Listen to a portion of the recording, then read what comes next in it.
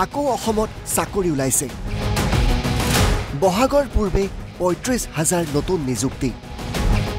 মেধাৰ ভিত্তিত পুনৰ নিকা নিযুক্তিৰ প্ৰতিশ্ৰুতি মুখ্যমন্ত্ৰী হিমন্ত বিশ্ব শৰ্মাৰ আৰক্ষী বিভাগ শিক্ষা বিভাগ তৃতীয় বৰ্গ আৰু চতুৰ্থ বৰ্গত এই ৩৫,০০০ নিযুক্তি প্ৰদান কৰা হ'ব ইতিমধ্যে নিযুক্তি সম্পৰ্কে কেইবাখনো বৈঠকত মিলিত হৈছে মুখ্যমন্ত্ৰী হিমন্ত বিশ্ব শৰ্মা অহা ৩ অক্টোবৰত ৬,৬৩৪টা আৰক্ষী পদৰ শাৰীৰিক পৰীক্ষা অনুষ্ঠিত হ'ব গতিকে আজিৰ পৰা দৌৰাৰ অভ্যাস কৰিবলৈ আহ্বান জনাইছে মুখ্যমন্ত্ৰীগৰাকী আমি অসম পুলিচত ৬,৪৩৪টা পোষ্টৰ বাবে আবেদনৰ প্ৰক্ৰিয়া আৰম্ভ কৰিছিলোঁ আৰু আজি আমি সিদ্ধান্ত ললো যে অহা ৩ অক্টোবৰৰ পৰা পুলিচৰ ফিজিকেল টেষ্টসমূহ আৰম্ভ হ'ব এই বিত্তীয় বৰ্ষতে আমি যাতে এই ৬,৪৩৪টা পদ ভৰ্তি কৰিব পাৰোঁ এটা সুন্দৰ নিযুক্তি প্ৰক্ৰিয়াৰ মাজেৰে ল'ৰা ছোৱালীক নিযুক্তি দিব পাৰোঁ আৰু তাৰ লগে লগে ২০২৫ চনৰ বাবে আকৌ এবাৰ নিযুক্তি প্ৰক্ৰিয়া আমি যাতে আৰম্ভ কৰিব পাৰোঁ ইপিনে শীঘ্ৰে অনুষ্ঠিত হ'ব তৃতীয় বৰ্গ আৰু চতুৰ্থ বৰ্গৰ বাবে এডিআৰই পৰীক্ষা লোকসেৱাৰ আৰ্হিত অনুষ্ঠিত হ'ব এডিআৰই পৰীক্ষা অহা ১৫, ২২ আৰু ২৯ ছেপ্টেম্বৰত তৃতীয় বৰ্গৰ পৰীক্ষা অনুষ্ঠিত হ'ব ৭,৫০০ নতুন পদৰ বাবে এই পৰীক্ষা অনুষ্ঠিত হ'ব ADRE Assam direct recruitment examination যাক আমি চমুকৈ এডিআৰই বুলি কওঁ এডিআৰইৰ গ্ৰেড 3 পোষ্টসমূহৰ পৰীক্ষা ১৫, ২২ আৰু ২৯ ছেপ্টেম্বৰত অনুষ্ঠিত হ'ব মই আকৌ এবাৰ কৈছোঁ যে গ্ৰেড 3 পোষ্টসমূহৰ বাবে ইণ্টাৰভিউ ১৫, ২২ আৰু ২৯ ছেপ্টেম্বৰত অনুষ্ঠিত হ'ব এই পৰীক্ষা এইবাৰ লোকসেৱা আয়োগে পতা পৰীক্ষাৰ আৰ্হিত হ'ব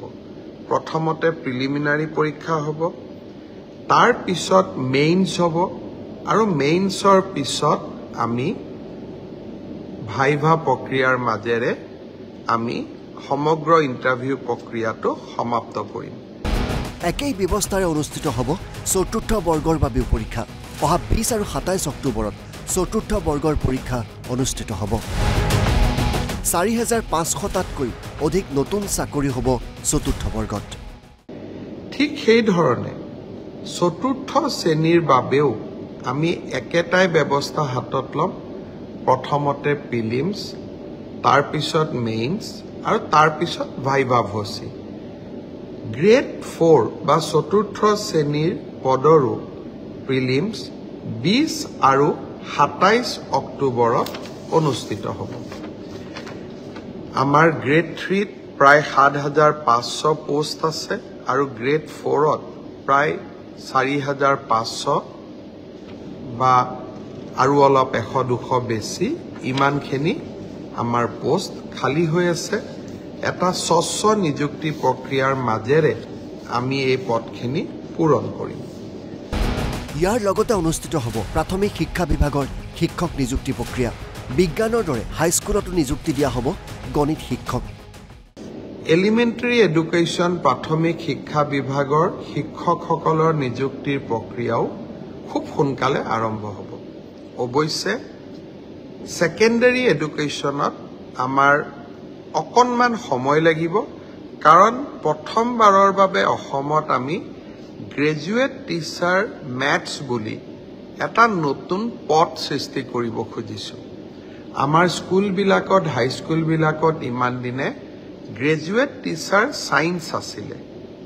মেথছৰ বাবে সুকীয়া শিক্ষক নাছিলে যোৱা কালি শিক্ষা বিভাগৰ লগত মই বহুত দেৰি বহিছিলোঁ আৰু আমি এটা সিদ্ধান্ত লৈছোঁ যে আমাৰ হাইস্কুলবিলাকত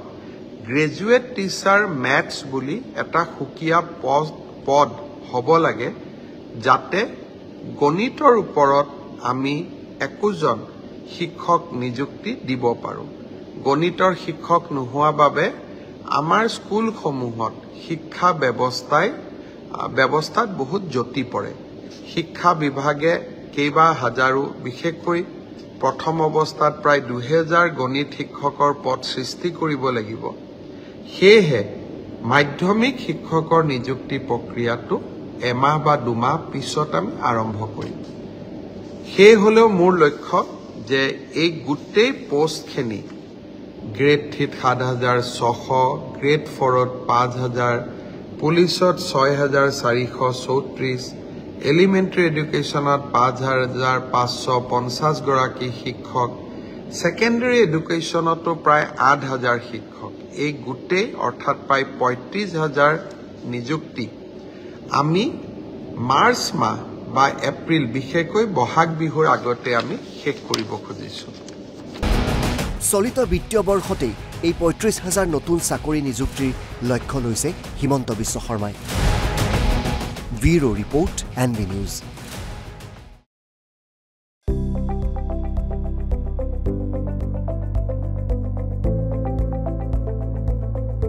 NB নিউজ সহজ সৰল ভাষাত নৱভাৰতৰ কথা